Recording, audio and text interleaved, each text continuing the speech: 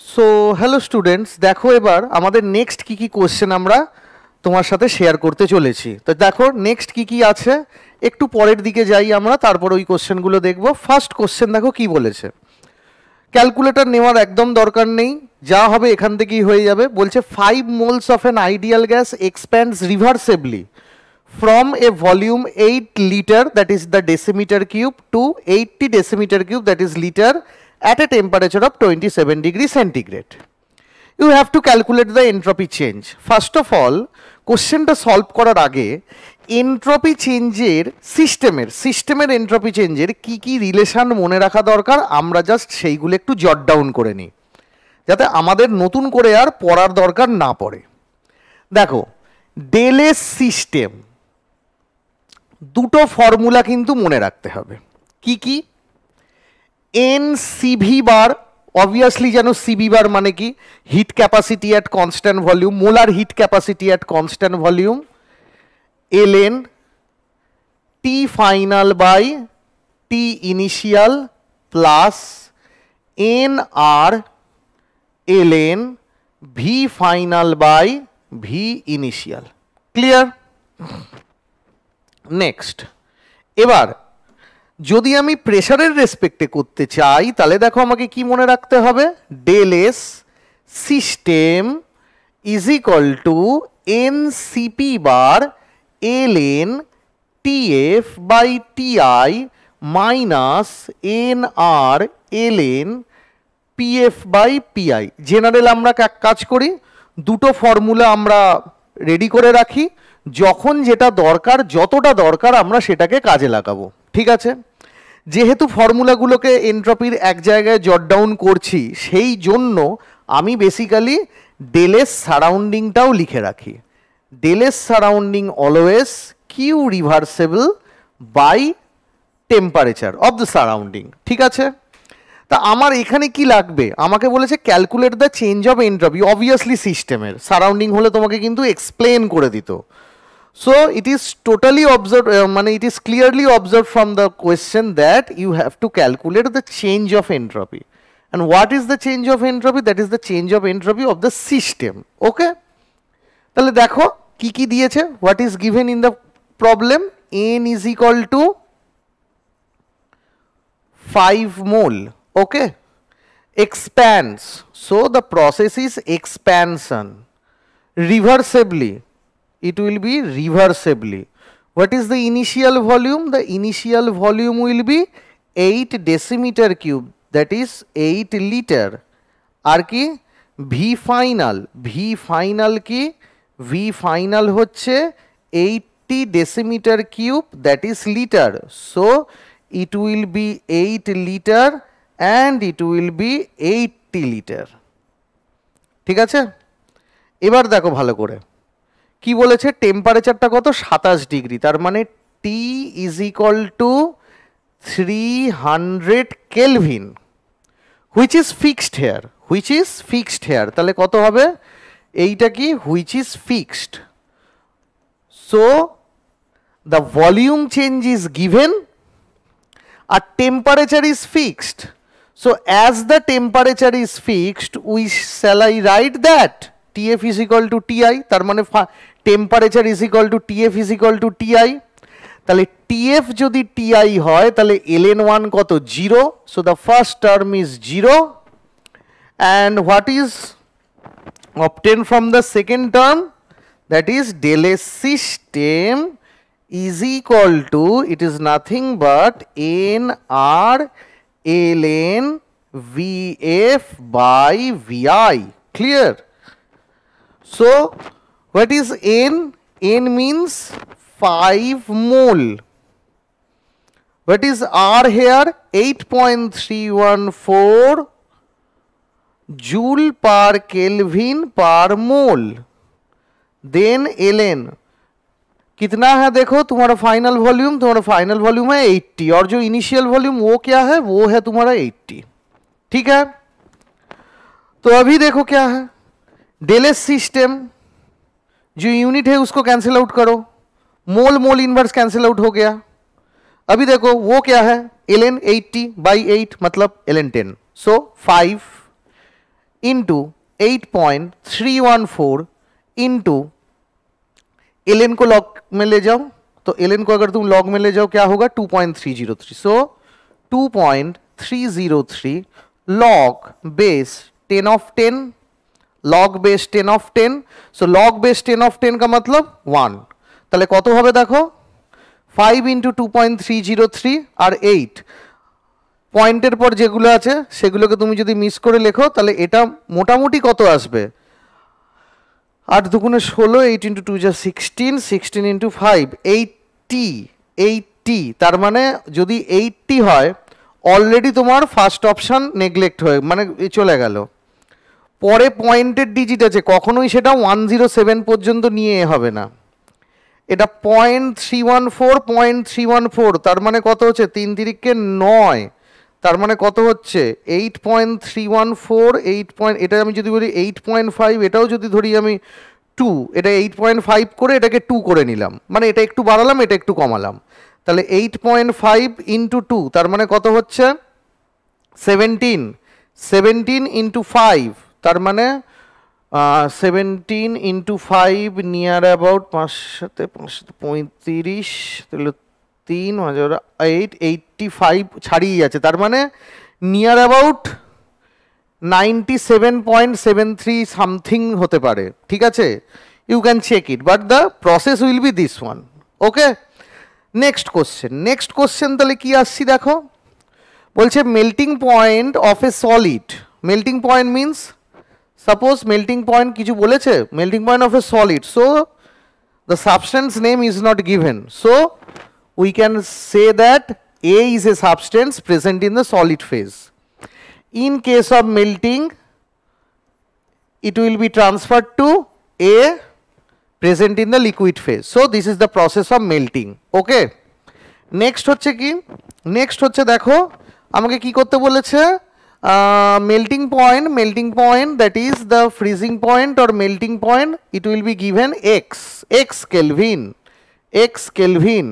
And the latent heat of fusion, it is given del H is equal to 600 calorie per mole. Okay, and the entropy change of the fusion of 1 mole of solid, so del S is given, which is 2 calorie per Kelvin per mole. ঠিক আছে, কি হবে 2 calorie per kelvin পার মোল, তাহলে আমি কি দেখতে পাচ্ছি del S any type of phase transition, either it will be solid to liquid और it will be liquid to vapour, मतलब वेपोराइजेशन। तो अगर any kind of phase transition होगा तो उसका फॉर्मूला एक ही है, क्या है del S is del H, ठीक से देखो डेल एच बार, नीचे क्या लिखा है ट्रांजिशन मतलब तुम सॉलिड से अगर लिक्विड ट्रांसफॉर्मेशन हो तो तुम इधर लिखो मेल्टिंग, अगर तुम्हारा लिक्विड टू वेपर ट्रांजिशन है तुम इधर लिखो वेपोराइजेशन, डिवाइडेड बाय क्या है टी ट्रांजिशन। सो ट्रांजिशन टेम्परेचर मतलब अगर तुम्हारा सॉलिड से लिक्विड हो रहा है तो वो है मेल्टिंग, और अगर तुम्हारा लिक्विड से वेपर हो रहा है वो तो होगा वेपोराइजेशन और बॉइलिंग पॉइंट। सो इधर क्या है मेल्टिंग है, তাহলে চলো লিখে ফেলি আমরা ডেল এইচ ট্রানজিশন কি হবে বলো, ডেল এইচ ট্রানজিশন দিয়ে দিয়েছে 2, oh sorry, you have to find out the temperature, x, so after cross multiplication क्या आया t ट्रांजिशन अगर उधर चला गया तो डेल एस नीचे चला जाएगा, so del H transition divided by क्या होगा डेल एस होगा, ठीक है। तो डेल एच ट्रांजिशन कितना है, डेल एच ट्रांजिशन 600 कैलोरी पर मोल, तो इधर लिखो 600 कैलोरी पर मोल लिखे दिएछो, डिवाइडेड बाई डेल एस कितना है 2 कैलोरी पर केल्विन पर मोल, तो ये इधर लिख दो 2 कैलोरी पर केल्विन पर मोल, क्या हो गया अभी देखो ये जो मोल इनवर्स है हटाओ इसको, कैलोरी केटे गलो, केल्विन को ऊपर लेके जाओ, केल्विन इनवर्स नीचे है, ऊपर जाने के बाद वो केल्विन हो जाएगा, सो 600/2 क्या होगा 300, सो 300 kelvin, so that will be the melting point, so correct answer कौन सा है सी, তাহলে সিটা আমাদের কোনটা হবে কারেক্ট অপশন, ঠিক আছে। তাহলে এবার আমরা কি পরেরটা দেখি, পরের কোশ্চেন কি দিয়েছে দেখো, পরের কোশ্চেন দিয়েছে এইটা, কি বলেছে, predict the sign of the entropy change for each of the following changes of state. মানে যখন একটা স্টেট থেকে অন্য স্টেটে যাবে, আইদার র্যান্ডামনেস ইনক্রিজ হতে পারে, কনফিগারেশনাল র্যান্ডামনেস, নট এ থার্মাল র্যান্ডামনেস, তোমাদের যা হবে কনফিগারেশনাল র্যান্ডামনেस। सो रैंडमनेस बढ़ते पारे, रैंडमनेस कमते पारे। अगर रैंडमनेस इंक्रीज हो रहा है तो एंट्रोपी इंक्रीज होगा, अगर रैंडमनेस डिक्रीज हो जा रहा है तो तुम्हारा एंट्रोपी डिक्रीज होगा। एंट्रोपी चेंज मतलब नेगेटिव हो जाएगा। तो देखो আমরা কি করছি, এইচজি লিকুইড থেকে এইচজি গ্যাস নিয়ে যাচ্ছি, so it will B the state change. Liquid say gas, so liquid থেকে যখন গ্যাস যাবে তখন লিকুইড মলিকুলগুলো যতটা জায়গার মধ্যে ওরিয়েন্টেশন বা র্যান্ডামনেস থাকতে পারে, যখন ভেপার যাচ্ছে তখন র্যান্ডামনেস ইনক্রিজ हो गया। সো দ্য ডেলএস কি হবে, পজিটিভ। इधर देखो AgNO3 সলিড ফর্মে রয়েছে, কম্প্যাক্ট অবস্থায় রয়েছে, যেই তুমি সলভেন্টে এটাকে ডিসলভ করবে it will get converted to AgNO3 aqueous. So এই অ্যাকোয়াস মিডিয়ামে কি হবে, সলিড ফেজের যে স্টেটগুলো সেগুলো আরো বেশি র্যান্ডামনেস ঘোরাঘুরি করবে। সো এগेन इधर क्या है, एंट्रोपी इंक्रीज हो जा रहा है, तो इधर डेल एस पॉजिटिव है। इधर देखो स्टेट चेंज क्या हो रहा है, गैस टू सॉलिड, তার মানে বুঝতে পারছো গ্যাসের র্যান্ডামনেস অনেক বেশি, সেখান থেকে क्या हो रहा है, सॉलिड I2 में आ रहा है, मतलब क्या है, रैंडमनेस बहुत ज्यादा डिक्रीज कर रहा है। মানে প্রচুর র্যান্ডামনেস ছিল গ্যাসিয়াস স্টেটে, সেখান থেকে সলিড আসছে, র্যান্ডামনেস অনেক কমে গেল, তার মানে এখানে ডেল এস নেগেটিভ। ঠিক আছে, আর কি ডিএরটা দেখো, graphite to diamond, diamond is more compact but graphite is labile. So due to presence of this labileness, মানে ঘষলে একটা প্লেন ওয়াইজ ঘষা যেতে পারে। সো যেহেতু প্লেন ওয়াইজ ঘষা যেতে পারে, তার মানে গ্রাফাইটের র্যান্ডামনেস অনেক বেশি, ডায়মন্ডের র্যান্ডামনেস কম, তার মানে কম্প্যাক্টনেস বেশি হওয়ার জন্য আমাদের ডায়মন্ডের র্যান্ডামনেস অনেক কম, মলিকুলের মধ্যে একবারে 3D হার্ড হয়ে থাকে, তাহলে এখানেও আমাদের ডেলএস নেগেটিভ। সো এখানে গ্রাফাইট থেকে ডায়মন্ড আমাদের কি হচ্ছে, because graphite has more disorder than diamond, so এখানে ডিসঅর্ডার বেশি, এখানে আমাদের ডিসঅর্ডার কম, সো হায়ার ডিসঅর্ডার থেকে লোয়ার ডিসঅর্ডারে যাচ্ছে, so del S that should be negative. এখানে ঠিক ভুল আছে, এখানে আমরা একটু ঠিক করে নিই, তাহলে দ্যাট শুড বি নেগেটিভ। ঠিক আছে, gas to solid, here it will be negative, it will be positive, it will be positive. Okay, বোঝা গেল তাহলে state change, entropy change, state change বোঝা গেছে। আমরা তাহলে নেক্সট কোশ্চেনের দিকে মুভ করি। নেক্সট কোশ্চেনে এইটা দিয়েছে, কি বলেছে দেখো, 1 2 3 4, নামটা কি বলো, 1 2 3 4, তাহলে কি হবে 1 1 4 4, তারপরে কি হবে 2 3, কতগুলো ফ্লোরিন, হেক্সা ফ্লুরো, তারপরে কি হবে বিউটেন 1 3 ডাইইন, সেটা কি হলো, সাইক্লাইজেশন হলো, তার মানে straight chain, it is a physical change. State change আমাদের কি হলো, আমাদের স্টেট চেঞ্জ না, এটা আমাদের জাস্ট একটা ওয়েতে ছিল, আমাদের স্ট্রেট চেনে ছিল, সেখান থেকে কনভার্টেড হয়ে আমাদের রিংয়ে চলে গেল। কি বলছে, for this reaction ring closure, এই প্রসেসটাকে বলেছে রিং ক্লোজার, ডেলএইচ বলেছে গিভেন -49 কিলোজুল পার মোল, ডেলএস বলেছে -40.2 জুল পার কেলভিন পার মোল। তাহলে বলছে up to what temperature is the forward reaction spontaneous. So in order to find out the spontaneity, you have to find out del G at constant temperature pressure। ठीक है, सो अगर तुम्हें कोई भी reaction का spontaneity पहचानना हो तो तुम्हें सबसे पहले del G, that is the change of free energy at constant temperature pressure निकालना पड़ेगा। ठीक है, तो अगर इसका वैल्यू लेस देन 0 हो गया है तो ये होता है तुम्हारा स्पॉन्टेनियस, ये हो गया तुम्हारा स्पॉन्टेनियस। अगर ये वैल्यू तुम्हारा 0 हो गया है तो ये हो गया तुम्हारा क्या, इक्विलिब्रियम। अगर ये वैल्यू तुम्हारा ग्रेटर देन 0 हो गया तो ये हो जाएगा तुम्हारा नॉन स्पॉन्टेनियस, तार माने की होबे এটা তোমার নন স্পন্টেনিয়াস। ক্লিয়ার? सो आगे हमारे এই इक्वेशने देखो इधर क्या दिया हुआ है, डेल एच गिवन दिया हुआ है, डेल एस ऑल्सो दिया हुआ है, मुझे निकालना पड़ेगा अप टू कौन सा टेम्परेचर, मतलब कितना टेम्परेचर तक ये रिएक्शन फॉरवर्ड डायरेक्शन में स्पॉन्टेनियस होगा।